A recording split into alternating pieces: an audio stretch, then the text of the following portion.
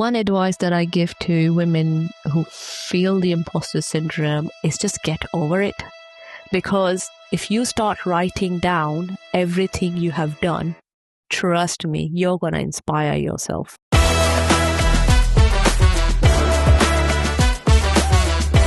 Najwa Jawahar. This is STEMazing. Growing up, I actually never met anyone who looked like me in STEM. I have not met anyone until a few years ago who came from the same background as I am, and then I realized I inspired them. I was always crazy about maths and physics growing up. It just made sense.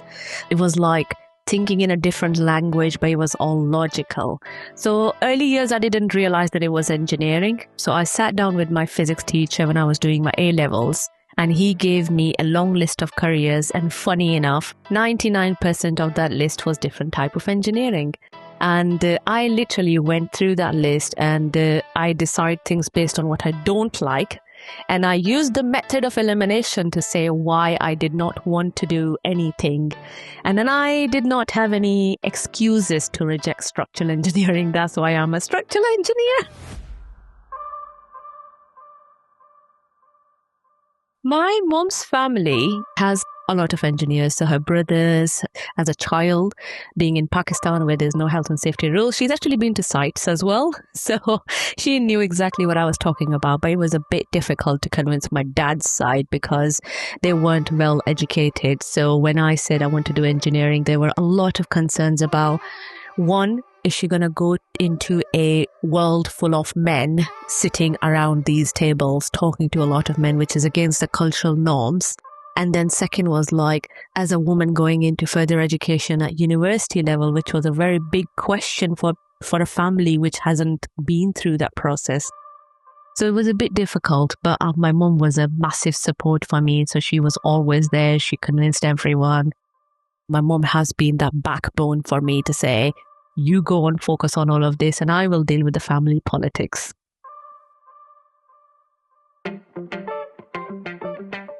I was actually born in Saudi Arabia. I was in Pakistan, went to a school over there. It was called Nasra School. I remember my friends. I remember my teachers. And I remember getting good marks in maths and physics and absolutely hating everything else. And I only realized later on in life is because I loved doing practical stuff. So for me, it was about the things that make sense. It wasn't about learning things by heart and writing it out on paper to get the marks. For me, the things that made sense was the more practical aspects like solving the equations, and then it just made sense. The complicated matrices in maths were like puzzles for me. So when I picked engineering as subject, it just started becoming my passion and it turned into this amazing thing I wanted to solve. And also, as a child, I used to open a lot of machinery and disassemble them and then leave it open because I didn't know how to reassemble it. So I used to break a lot of things. In terms of family, I am the eldest one. Then I have one brother and two sisters. In an indirect way, I became an inspiration for my sisters as well. So we are a family of engineers. So I am structural. My brother has done design management, but he works as a refrigeration engineer. So he's now diverting into mechanical engineering at the moment. Then my sister did medical engineering. She didn't get the opportunities, but then she used all of her analytical skills into her current role, which is quality improvement in NHS, and using all of those amazing skills and putting them together. And the youngest one did architectural engineering, and she is actually working in the same company as a structural engineer.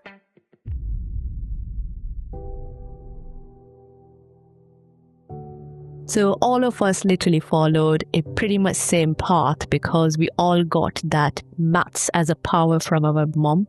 My mom had done a master's in economics and mathematics. Unfortunately, she didn't get the chance to follow her own dreams because of the cultural norms and everything. The family she got married into weren't accepting of that. But then she made sure that all of us had every opportunity that we needed to get to where we want to get to. So I moved to UK at the age of 16, where you already have your mindset about what life would look like, and then suddenly you come into a completely different culture. What I found was I was also very oblivious in a way that when I went to do my A-levels, I didn't pay much attention to anyone around me. I was living in my own world, doing my own things. When I went to uni, I started to realize the difference. So even though I didn't go to university back in Pakistan, a lot of women do go to universities over there. It's just that they do not follow any practical fields and practical industry experience after they complete their education, because over there you would get educated to find the best husband. So the better the education, the better the husband you find. Whereas for me, it was like, the better the education, the better the career I'm going to make, and I'm going to inspire other people.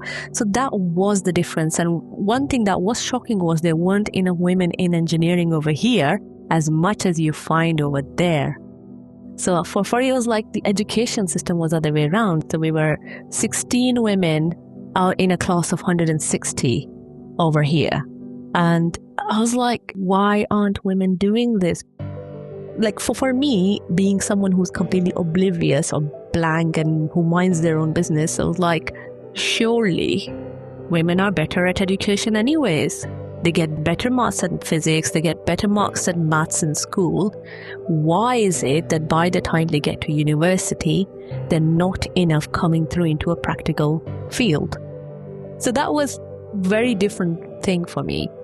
And that actually became a source of inspiration for me to then inspire others. One, there weren't enough women. And second, there weren't enough Muslim women. Third, very selective women with headscarf. So for me, that was like, why? Where are you gone?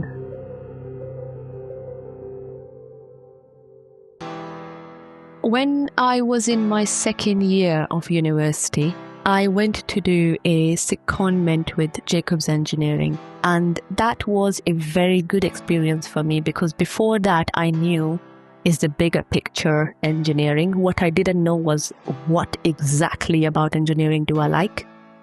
But when I went to work with Jacobs, I got to work on a long span roof design, and wow, it was like putting everything together. You know, like suddenly all of these forces and all of these loads started to make sense. Like, this is what I'm going to do.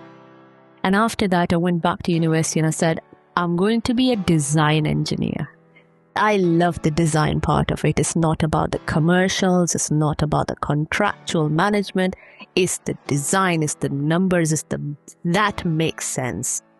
And it's just so logical. And after that, every project I picked up, including my dissertation, which is supposed to be theoretical, I ended up designing a building.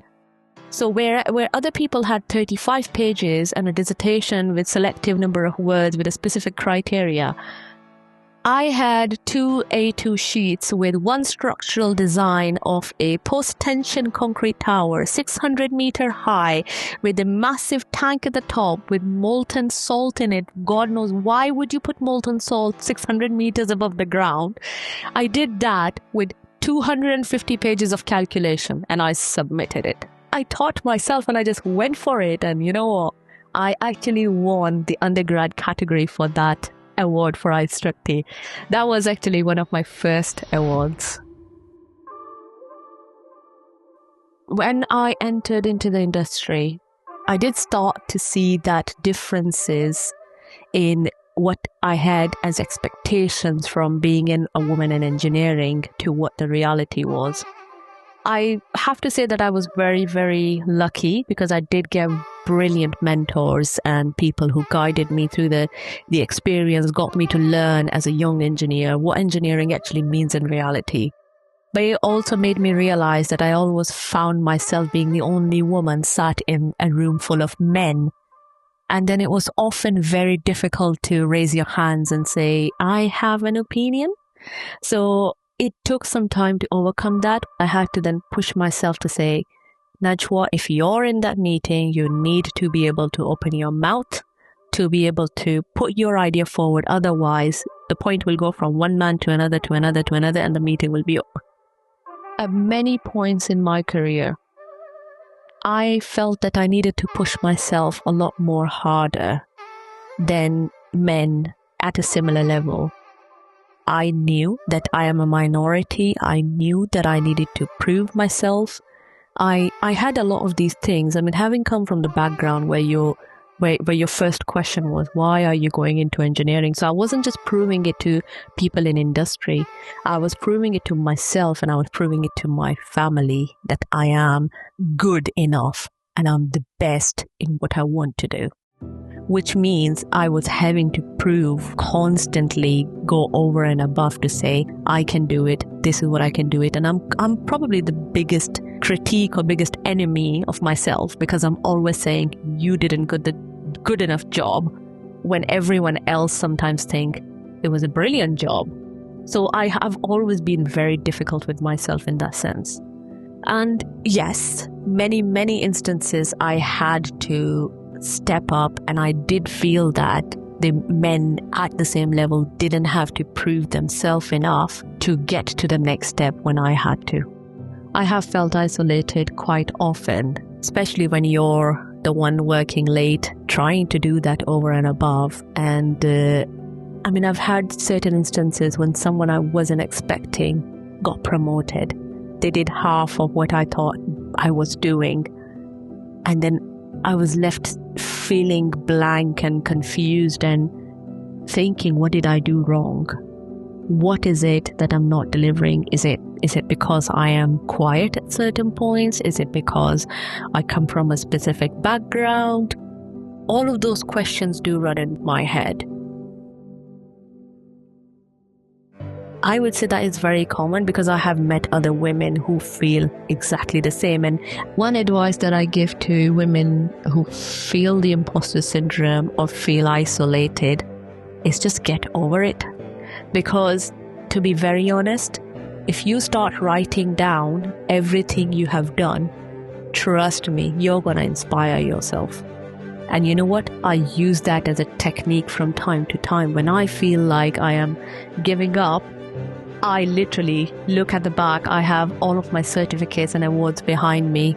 And I'm like, if you can do this, you can do anything. So get over it, because you're creating a barrier, an additional barrier for yourself. And there are enough barriers in place anyways.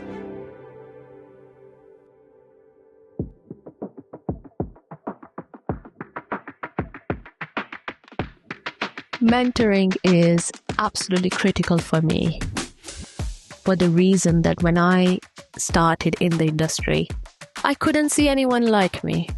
I couldn't see anyone who looked like me. I wouldn't say they're brilliant engineers out there. They're brilliant leaders in the business. But I couldn't pinpoint one person to say, wow, I want to become like you. So for me, it's like I want to become that role model that I didn't get, to say, this one person inspires me. They are showing me exactly what to do. So I try and do that for others. So I stand up and say, I am open. Anyone can approach me. Ask me whatever you want. As much as time I can give, I do give that. And as much as I can guide, I do that. And I have met a lot of young girls. I would say I've mentioned earlier that the other woman I met who looked like me started after me, and I met her some years ago, and then I found out I inspired her. And that was a very powerful thing. So because for me, I had not met Pakistani engineers wearing hijab in UK, working. I've seen them getting educated, but not working. And that girl was like, yes.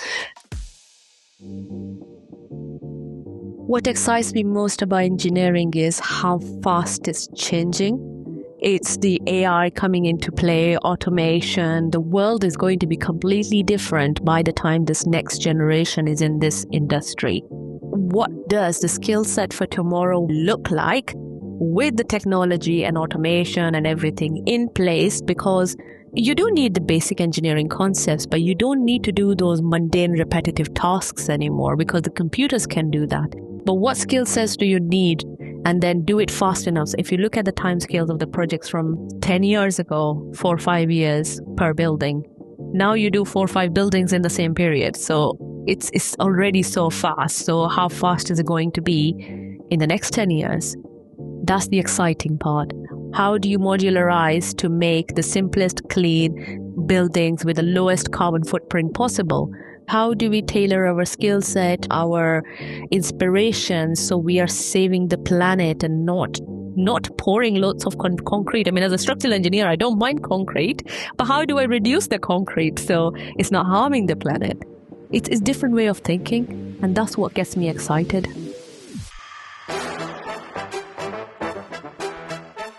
What needs to happen and what can help to fast track more women coming into engineering is to showcase what this role would look like.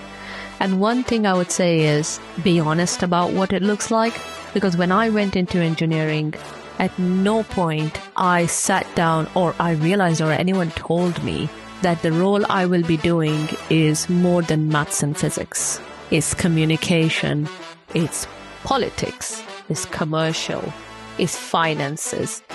I don't know whether at that point that would have scared me or whether that would have opened my eyes to have the right skill set from start. But that honesty would actually tell women to very transparently think about how do they fit. If I could go back to my younger self and give one advice, that will be, don't underestimate yourself. I wasted a lot of my younger years questioning my existence. I come from an ethnic minority. I look like a certain way. I used to try and blend in, and I wasted a lot of time doing that. You be your best selves, and it will work.